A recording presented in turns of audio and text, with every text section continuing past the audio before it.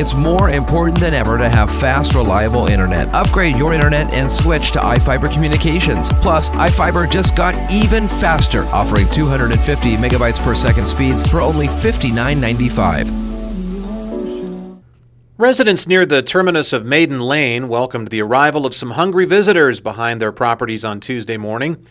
Following the Sleepy Hollow fire of 2015, the vicinity was designated as a Fire Management Assistance Grant Project area, which has allowed for the implementation of numerous wildfire safeguards, including fuel reductions.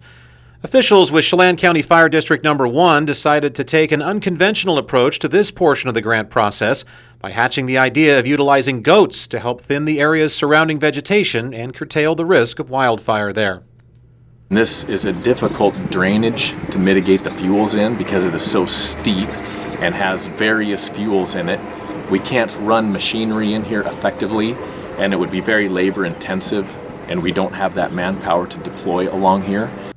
Chelan 1 contracted the animal labor through Billy's Goats and Targeted Grazing Services of Ephrata, who are employing approximately 300 of their Boer Spanish crossbreed goats for the task. The goats will feast on roughly 5 acres of fire hazard around the clock over the next week and a half, and there is certainly no shortage of selections for the cloven-hoofed connoisseurs to choose from.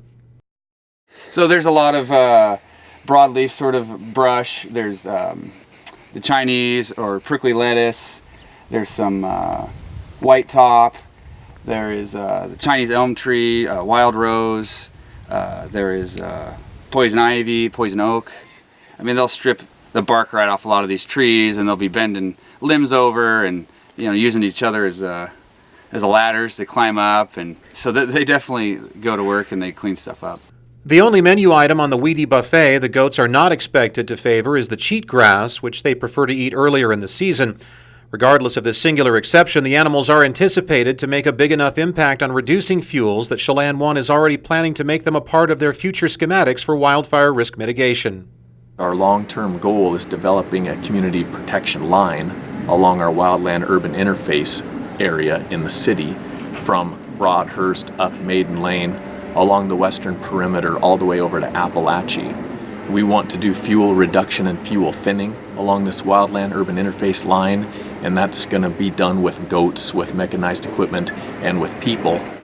In addition to the work of the gluttonous goats, the property owners along Maiden Lane have already seen other fire-wise changes taking place as a result of the FMA program, including the replacement of numerous roofs from flammable shakes to Class A non-combustible materials via an incentive program that offers rebates to neighborhood residents. Reporting for iFiber 1 News, I'm Chris Hansen.